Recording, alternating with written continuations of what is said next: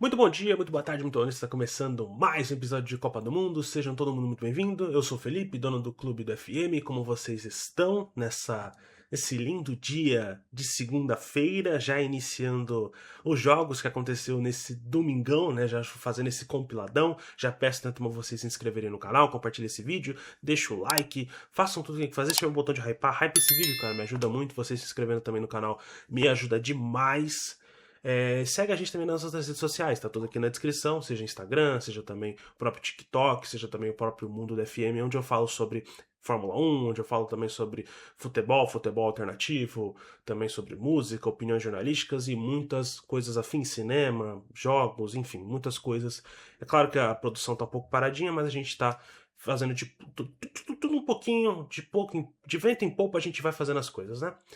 No vídeo de hoje, a gente vai falar sobre os jogos que aconteceu nesse domingo. É claro, como vocês sabem, o timer tá aqui dos capítulos, né? Vocês podem acompanhar durante as análises, cada análise sobre cada partida. Eu sempre gravo pós a partida acontecer, então vocês vão vendo também ao longo do tempo, do vídeo também, né? Essa time-lapse. A voz diminuindo, até porque vai anoitecendo e eu vou gravando sempre pós-partida. Não à toa, a última partida acontece meia-noite, vai acabar perto das 2 da manhã, então, né, a voz vai ser muito menor, o tempo do vídeo da análise também vai ser menor. Obviamente, assim como foi o vídeo de ontem, né, que eu postei hoje, quando eu tô gravando, da análise do milésimo jogo de Copas do Mundo entre Japão e Tunísia, mas foi uma análise mais rápida, até porque foi um jogo muito mais tranquilo. Muito que bem, hoje a análise vamos falar sobre Espanha 4, Arábia Saudita 0, vamos falar também sobre o jogo da Bélgica e Irã, vamos falar do jogo também de Cabo Verde e Uruguai e por último falar sobre o jogo do Egito e Nova Zelândia, jogos que aconteceram neste domingo. Bom, gente, vamos falar primeiramente do jogo entre... Eu vou até puladinho aqui para aparecer desse ladinho aqui a escalação.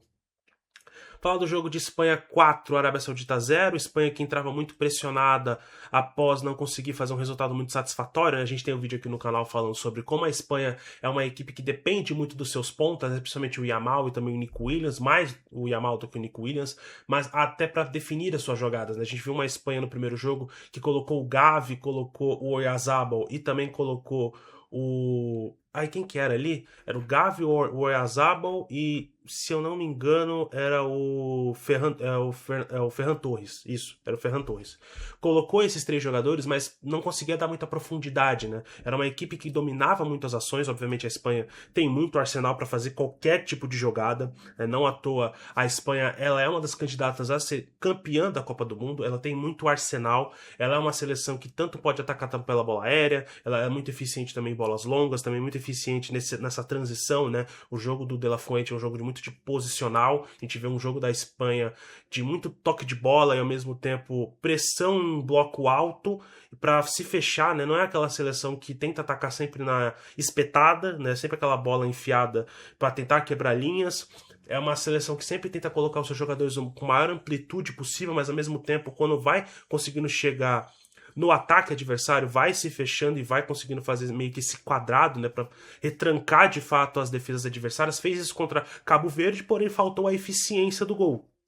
Faltou aquela pessoa que quebra as linhas adversárias, né? Porque Cabo Verde, mesmo se fechando, conseguiu retrancar o ataque da Espanha. E, óbvio, teve uma atuação muito boa do goleiro Vozinha e também da própria defesa de Cabo Verde, né? Que é muito esquecida, né? Claro que o Vozinha tem mais destaque, né? Por conseguir fazer grandes defesas, mas a defesa da Cabo Verde foi muito boa, né? O Diceu Lopes jogou muito bem. Então, um zagueiro que foi muito esquecido nessa análise também, né? Mas enfim, a Arábia Saudita veio de um empate muito bom contra o Uruguai, um Uruguai bastante desbalanceado. A Arábia Saudita, é claro, poderia ter saído com a vitória se tivesse até proposto um pouco mais. É difícil falar isso, porque o futebol da Arábia Saudita, tirando os jogadores que foram lá jogar futebol lá, fora quem é de fato nascido na Arábia Saudita, é um futebol muito pouco produtivo, muito pouco propositivo também, né? É um futebol que acaba, querendo ou não, contra as grandes seleções, vai ficar abaixo, vai jogar abaixo. É uma seleção fraca, né? Uma seleção bastante fraca fora do seu continente. A Arábia Saudita tem bastante dominância dentro da região do Oriente Médio, também da região asiática, de certa forma. Mas é uma seleção muito fraca fora, né, do requisito asiático.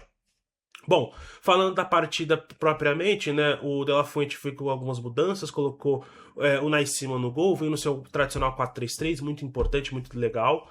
Eu gosto dessa formação, tá? Eu gosto dessa formação porque ela é a mais concentrada e equilibrada que eu consigo também traduzir. Tem a 4-2-3-1 que virou moda, ou a 4-2-4, na hora principalmente de atacar, mas o Ancelotti também gosta de jogar nesse 4-2-4 na sua maneira de jogar propositivamente, começando o jogo, mas eu prefiro basicamente, eu particularmente prefiro nesse 4-3-3 e me agrada também visualmente em campo, né? O Unai Simon no gol, Pedro Porro no lugar do Marcos Llorente, principalmente para poder fazer essa saída de bola, a gente já vai falar mais ou menos da tática aqui, com o Barci, Laporte, Cucurella, Pedri, Rodri e Dani Olmo que volta à equipe titular, começou como reserva, ele tira, por exemplo, da equipe titular desse meio de campo o Gavi, né? Na verdade, o Gavi tava na frente, né? Ele tirou o Fabian Ruiz, colocou o Dani Olmo, colocou um pouco mais de ofensividade nesse ataque, principalmente para armar essas jogadas. O Baena, no lugar do próprio Gavi. O Oyarzabal, continuando como titular, obviamente. E o Lamine Yamal começando dessa vez como titular. É claro que tinha uma dúvida para ver se ele pudesse continuar por mais tempo. Ele foi poupado, né, no início do segundo tempo, até porque o jogo já estava muito definido. É um jogo que se definiu em 25 minutos. Antes da primeira parada técnica já estava 3-0. A seleção da Arábia Saudita veio no seu tradicional 5-4-1, principalmente quando vai jogar contra seleções mais fortes que elas, e sempre tentando fazer esse jogo propositivo no sentido de tentar atrair a marcação da Espanha, tentar se fechar para tentar lançar essa bola de profundidade. É o que a Arábia Saudita podia fazer, né? É um jogo basicamente o que o Cabo Verde fez, né? Mas aí vem também num esquema muito interessante, onde a Espanha foi mais propositiva ofensivamente, né? Você vê que a Espanha ela tira jogadores de marcação, como o Marcos Llorente na lateral direita, tira o Gavi, um jogador que acaba acrescentando muito mais desse meio de campo, né? A gente tinha falado do Gavi, ele sai dessa ponta esquerda e vai fazer esse recorte no meio, podendo ajudar nessa triangulação de passes no meio de campo também, muito mais, né? Fazendo que a Espanha fique com dois atacantes, com o Ferran e com o Oyarzabal, muitas das vezes, com o Cucurella passando no corredor. Então você coloca o Alex Baena, que é mais um ponta esticado, que consegue principalmente também entrar por dentro, mas fica muito nessa amplitude, com o Cucurella também. Então é uma seleção espanhola que dá muita amplitude pelo lado esquerdo, fazendo muito das suas jogadas ofensivas, começando pelo lado esquerdo e terminando do lado direito. E quando vai do lado direito, começando por esse lado direito, tem o Pedro Porro, que passa nessa profundidade, mas ele vai mais para dentro, com o Yamal sendo esse corredor pelo lado de fora, né? Então é uma seleção espanhola que, pelo lado esquerdo, o Cucurella faz o corredor, enquanto o Baena vai para dentro, e o Porro atrai a marcação para dentro, aonde o Lamine Yamal vai por fora. Então é uma seleção bastante dinâmica, esse jogo posicional, né? Não é um jogo fixo, vários jogadores acabam fazendo várias posições ao mesmo tempo, né? É um jogo, na verdade, nem posicional, né? Peço perdão, é um jogo situacional, né? Conforme a situação do jogo vai se colocando, a Espanha vai mudando a sua formação de jogadores, né? Então você tem, por exemplo, na hora de atacar, o Cucurella acaba atacando muito mais do que o Porro, mas o Porro também levanta suas linhas, né? É uma Espanha que abaixa o Rodri acaba voltando e o Pedri fica um pouco nessa recomposição, mas claro, também vai um pouco mais para o ataque. A Espanha fica com essa linha de 3, né, junto com o Laporte, o Cubarci e o Rodri um pouco mais atrás. O Cucurella e o Pedro Porro sobem as suas linhas para fazer essas verticalizações e um atacar o corredor e o outro atrair a marcação para o meio, para poder dar espaço para o Yamal atacar esse corredor e ir para a linha de fundo. O Oyarzabal muito mais móvel, muito mais decisivo dessa vez, né? A gente tinha falado, né? O Oyarzabal ficou 30 minutos sem tocar na bola no primeiro jogo, dessa vez consegue ter mais atitude dentro de campo, contra uma Arábia Saudita muito frágil, né? Uma Arábia Saudita que erra os lances. Eu vou falar a formação, né? Veio nesse 5-4-1, né? Com o Ais no gol, Abdulhamid, Al-Amari, Lamij e Tambaqui e Al-Harbi, né? Na lateral esquerda. Al-Juai e Al-Karabi, Al-Dassari e o Al-Dassari, né, o 10 e o camisa 6, e o Al-Bucarayan, atacante, centroavante, camisa 9, é basicamente o jogo que toda seleção mais fraca vai acabar fazendo contra seleções mais fortes que ela, a espanhola, que é tentar lançar essa bola na frente e tentar disputar, principalmente na quesito de força mesmo, né? É claro que no primeiro tempo a gente viu uma Espanha muito mais concentrada e equilibrada, né, muito por esse lado esquerdo, e aproveitando principalmente dos erros de passe, né, da Arábia Saudita. A Arábia Saudita nos dois primeiros gols, seja pelo primeiro gol do Lamine Yamal, numa excelente jogada pelo lado esquerdo, conseguindo fazer o passe por Oyarzabal, encontrando em profundidade o Yamal, e depois, posteriormente, o gol do Laporte, que acaba vindo... Não, o gol do Laporte, ele nasce num cruzamento, se eu não me engano, né? Ele nasce numa jogada de bate-rebate, assim, um cruzamento também pelo lado esquerdo, né? Mas o primeiro gol e o terceiro gol, na verdade, que é o terceiro gol do Oyarzabal, nasce por erros de passe da própria Arábia Saudita. A Arábia Saudita muito perigando com muito azar, né? Tentando fazer com que esse jogo fosse muito mais espetado do que deveria, e numa saída de bola mais desequilibrada do que deveria também, né? E a gente viu uma Espanha muito concentrada, muito equilibrada, né? Conseguindo chegar com muita tranquilidade, muita facilidade, e aos 25 minutos de jogo já dava 3-0. Né? Então o jogo já tinha acabado ali, não à toa. Ele faz as substituições, coloca o Pino, coloca o Ferran Torres, que jogou mal, apesar do gol anulado no finalzinho do jogo, né? Faz o quarto gol, um gol contra, que no começo foi dado por Cucurella, né? Mas depois foi um gol contra para o Tambaqui. Mas, de maneira geral, foi um jogo bastante tranquilo. A Espanha faz 4 pontos, a Espanha mostra seu poderio nessa Copa do Mundo. E a Arábia Saudita vai se complicando, tem um ponto somente, vai pegar nesse confronto direto contra Cabo Verde. Daqui a pouco vai ter a análise aqui no próprio vídeo, né? Você pode ver aqui no capítulo da análise entre Uruguai e Cabo Verde, mas por enquanto eu não sei o placar, até porque acabou o jogo agora de Espanha e Arábia Saudita. Mas um jogo bastante interessante, um jogo dominante, um jogo que não precisou muita força a Espanha fazer. O meu voto principal nessa partida de hoje, obviamente, vai ser pro Oyarzabal. O Oyarzabal, para mim, não só pelos gols, mas também pela movimentação e pela reviravolta que ele teve numa primeira partida muito fraca e agora uma segunda partida ele faz 2 gols e comanda essa vitória espanhola. Olha, eu não sei onde vocês chamam esse tipo de atuação de Bélgica 0, Irã 0, mas eu, particularmente, costumo chamar de... Vou pegar aqui. Servido? Ah! Ó, ó, ó, ó. Ó, ó, ó, Bélgica, Bélgica, ó, ó. Hum. Hum. Hum.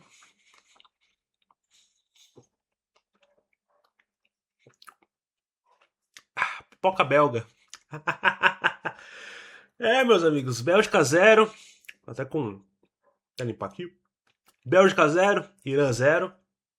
Mais uma partida em que a Bélgica joga bem, de certa forma, podemos dizer, cria volume, cria, mas ao mesmo tempo não consegue definir suas ações, né? Uma Bélgica que no último terço falta um pouco mais de convicção na hora de finalizar, daquele último passe.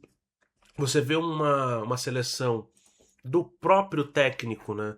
Do Rudi Garcia, muito ofensiva, né, com proposta de muito volume de jogo, tanto que você coloca em comparação primeiro tempo 80% de posse de bola, 11 finalizações, 4 chutes no gol. É claro, o segundo tempo que foi marcado também por pela substituição, né? Aí você tem uma virada de como é a situação. Foi a seleção que veio a campo com Courtois no gol, Meunier, Ngoy, Michel e De Kuyper, Tielemans, Raskin, Saelemaekers, De Bruyne e Trossard, e o Lukaku na frente, né? Veio com 4 modificações, né? Uma seleção um pouco mais ofensiva, mas ao mesmo tempo equilibrada do seu lado também direito, né? É claro, não pôde contar com o Doku, não pôde contar com alguns jogadores, preferiu trocá-los alguns, né? Preferiu colocar, por exemplo, o Raskin, é um jogador que acaba indo de encontro nesse primeiro combate, em vez do Onaná, que é um passador melhor. Né, preferiu colocar um jogador mais fixo para deixar o Tielemans sair um pouco mais, né, o De Bruyne poder se movimentar nesse meio campo todo. Né, um Trossard que também ataca muito por essa ponta esquerda, faz esse corte para o meio, mas contou com um Lukaku muito pouco inspirado também. Né. É claro, tem também todas as outras substituições, né? Tem o próprio Rasquinho, o Saelemaekers entra no lugar do Doku, o De Kuyper entra ali na lateral esquerda, apoiando muito bem, né? Fazendo esse corredor e apoiando o Trossard também na entrada, então acabava criando uma situação onde você tinha possibilidades de chutes do Trossard e se batesse na zaga, teria um rebote do The Cooper muitas das vezes, um The Cooper um apoiador muito bom no ataque, também na defesa. Então ele é um cara, um lateral que subia e descia toda hora também. Uma zaga muito sólida até a expulsão, né? O Nigói e o Mekele também muito seguros até a expulsão do Nigói. E de um lado, um Irã que entrou com a prerrogativa de jogar mais ou menos como jogava o Carlos Queiroz, né?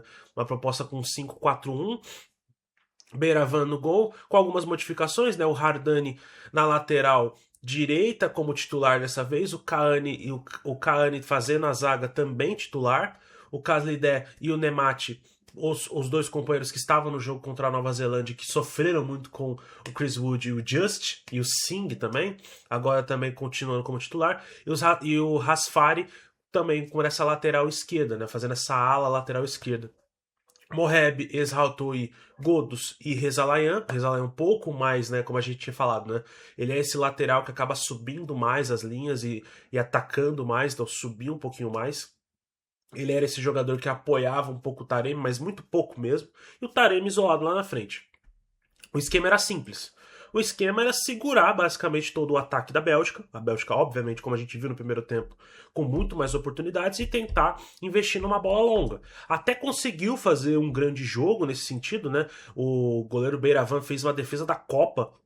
Acho que não da Copa, né? Porque a defesa lá do Japão, do goleiro da Tunísia, foi um absurdo, tá? Eu ainda deixo a defesa da Tunísia como uma defesa da Copa. Mas essa foi uma das defesas dessa Copa. Cara, ele tava já caído no chão, ele pega, né? Opa, ele pega assim, né? Já tá caído no chão, ele vai, pá, pega. Muito bem defensivamente. E o Irã que abre o placar, né? Abre o placar com. Até tentou, né? Teve um lance com o camisa 13, né? O Cavani, numa cobrança de falta, onde o Courtois faz uma defesaça. E depois, né? Esse foi, se não me engano, aos 13 minutos. Que combina com o número dele. E depois, aos 22 minutos, teve outra cobrança, aonde fizeram meio que um Holanda e Argentina, né? Em vez de lançar a bola para a área, fizeram um passe para o Taremi por baixo, enganando toda a marcação da Bélgica, fazendo gol. Claro, ele estava impedido, não tinha muito o que fazer. Mas um primeiro tempo de muita dominância da Bélgica, porém sem conclusão, né? Chegava e contava também com um dia muito inspirado do Beiraván, né? O Caslidé também, outro que merece destaque também aqui, jogando muito bem, tanto pelo alto como por baixo, anulando o Lukaku, que ele teve muita dificuldade com o Chris Wood. O Lukaku também tá voltando, né? Voltando de lesão, não jogou muito essa temporada, então sofre também com muitos problemas físicos. Uma Bélgica que volta para o segundo tempo com mais versatilidade, principalmente por esse lado de campo direito, né? Tentando colocar o Luke Bacchio, tentando colocar o Van Aken, o próprio Castanhe, para dar mais volume pelo lado direito, né? Porque a Bélgica tentava atacar toda hora pelo lado esquerdo e por mais que conseguia chegar, parava na defesa, pelo lado direito pouco efetivo. E era o lado direito que o Irã costumava atacar. Então tentou reforçar esse lado direito. É claro, numa bobeira enorme da zaga, o Nigói acaba sendo expulso, e aí vira um jogo completamente diferente, né? Vira um jogo que o Irã acaba dominando muito as ações ofensivas, até porque a Bélgica tá com um a menos, mas no final de jogo até tentou de novo, né? É claro que parou no paredão Beiraván e o Irã parou no paredão Courtois. Então foram dois jogos, o jogo do Irã foi muito legal pela proposta e por se segurar e ter a possibilidade de ainda se classificar a primeira vez na história da Copa do Mundo, ainda mais no contexto geopolítico atual, né? Dentro da casa dos Estados Unidos, então vai enfrentar o Irã com muitas chances de estar vivo e a Bélgica decepciona. A Bélgica acaba decepcionando, tanto pelas substituições do Rudi Garcia, que demorou muito para ser feita, e também, obviamente, a expulsão não é culpa dele, né? Foi um lance de o Nigói acabou dominando errado, ele acabou. O Taremi ia sair na cara do gol e obviamente ele tinha que cortar a bola, mas não tinha muito o que fazer, né? Não tinha. Mas pouco. Os jogadores que entraram também não são muito bons, né, de maneira geral, né? Então acabou ficando meio que esses lances meio vagos, de pouca definição. Meu destaque da partida de hoje, cara, vai ter que ser o goleiro Beiraván, não só pela defesa fenomenal que ele fez no primeiro tempo, mas por toda a segurança que ele passou pro Irã, né? Ele teve uma partida muito boa, para mim é o destaque da partida. A Bélgica vai se complicar, não possivelmente talvez nem passe em primeiro lugar, né? Vai ter um grupo muito equilibrado, Se por acaso, né, daqui a pouquinho vocês vão ver nesse próprio vídeo mesmo, né? Vocês vão ver Nova Zelândia e Egito. Se empatar, vai ser um grupo tudo em aberto, né? As duas rodadas, dois empates, cada time, então o grupo vai ficar totalmente aberto. A Bélgica vai enfrentar a Nova Zelândia, na teoria é mais fácil. Na prática, a Copa do Mundo prova que nada é fácil, né? E o Egito vai pegar o Irã. Então, tudo pode estar em aberto, né? Acabou de acabar uma das maiores palhaçadas. Se essa bola no final tivesse sido cobrada dentro da área e o gol de Cabo Verde, provavelmente não ia acontecer, mas o gol de Cabo Verde, se por acaso acontecesse, porque o futebol é imprevisível, né? Isso é uma das maiores loucuras do entretenimento desse século XXI. Muito que bem, gente. Vamos falar agora de Cabo Verde 2, Uruguai 2, um jogo muito movimentado, um jogo muito bom, cara. Pra quem duvida da Copa do Mundo, do poder do que é assistir uma Copa do Mundo, fala, vou querer assistir Cabo Verde e Uruguai. Você vai, você vai. Tô falando pra você, você vai. É porque eu tô vendo sempre o retorno aqui. Você vai, cara. Jogo bizarro, um jogo muito bom, um jogo enérgico, um jogo aonde o Uruguai propôs o jogo também, ao mesmo tempo que o Cabo Verde não só no contra-ataque, mas também conseguiu é, também reter um pouco desse jogo. Jogo muito interessante, cara. O Uruguai que veio na sua proposta, muito parecido com o que veio a proposta do Cabo Verde, pelo menos na formação, né? Um 4-1-4-1. Muslera no gol, Varela, Cáceres, Oliveira, Sanabria, Ugarte, Canóbio que ganhou a posição, Bentancur, Valverde, Araújo que jogou muito bem e o Vinhas, né? O Darwin Nunes acabou perdendo a posição pro Canóbio, que é muito raçudo, cara, guerreiro, lutador, brigador. Esse cara é muito chato de você jogar contra, mas a favor ele é um anjo, né? Porque, cara, os caras briga. Uma intensidade maluca. Pelo lado do Cabo Verde, né? Nós temos Vozinha no gol, Moreira, o Diney Lopes e o Borges, com o Sidney Lopes, né? O Lopes Cabral na lateral esquerda, o Kevin Lene, o Kevin Lenini no meio de campo, o Mendes, Arcanjo, Monteiro e o Gary Rodrigues e um Ben Chimol no ataque. Cara, que jogo sensacional, um jogo de muita briga, muita trocação. Primeiro gol do Cabo Verde na história das Copas do Mundo, né? Um gol de falta do próprio Pina, né? Do Kevin Pina, que é o sobrenome dele também é Lenini, né? Kevin Pina Lenini, Lenini Pina, se eu não me engano. O Uruguai vira o jogo, principalmente nessas bolas voltadas, principalmente para esse lado esquerdo, né? O Araújo retendo muito o passe, chamando muito a marcação. Acho que é uma coisa que o Uruguai conseguiu aprender muito com a Espanha, que é tentar deslocar e com as outras seleções da Copa do Mundo, né? A própria Austrália também acabou sofrendo um pouco isso com os Estados Unidos, que é chamar a marcação dessa linha de zaga, né, seja uma linha de 3 ou uma linha de 4 ou uma linha de 5, tentar destruir essa marcação com a sua amplitude, fazer com que a sua amplitude ganhe espaço suficiente para poder invadir essa bola, né, infiltrar essa bola. Não à toa, o primeiro e o segundo gol, né? O primeiro gol nasce do Araújo de cabeça, de uma falha ali, né, de lançamento para dentro da área, né? O Vozinha acabou fa- eh, não falhando, né? Mas enfim, a bola foi cabeceada por um defensor do Cabo Verde, se não me engano, acho que era o Borges, acho que era o de seu Borges, algum bagulho assim. Ele cabeceou, mas o Vozinha também estava muito mal posicionado dentro do gol.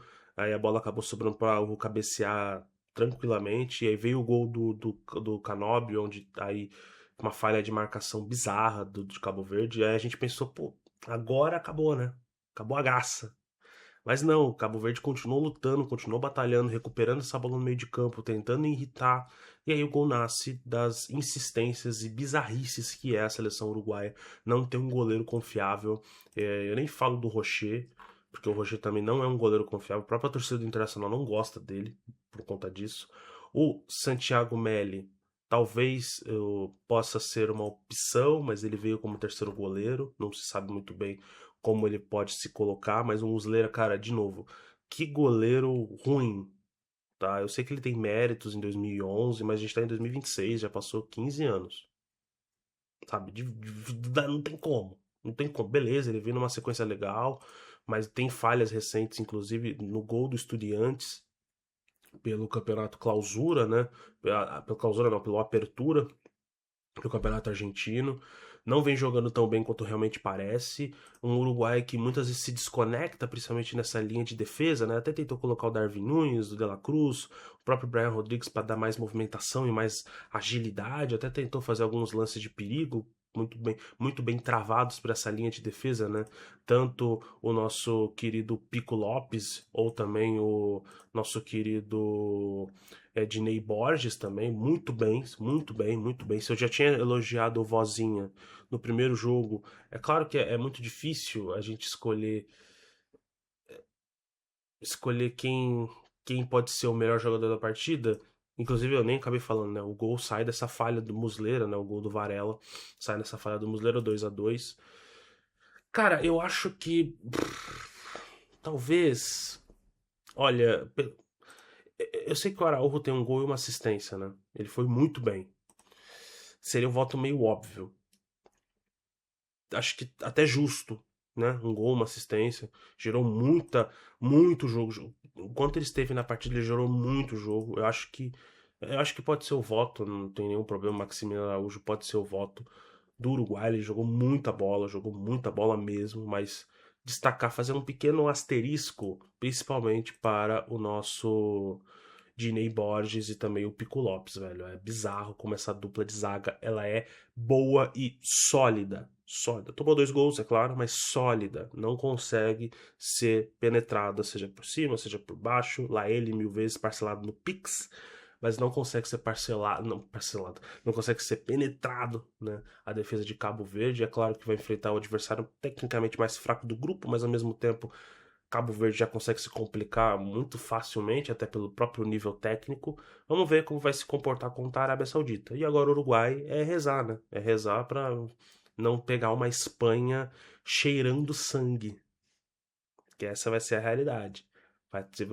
O tubarão que era o Cabo Verde, né, os tubarões azuis, na verdade vai pegar um outro tubarão espanhol que está cheirando sangue, né, onde consegue enxergar. Então, acho que o voto justo é o Araújo mesmo e grande jogo dessa Copa do Mundo.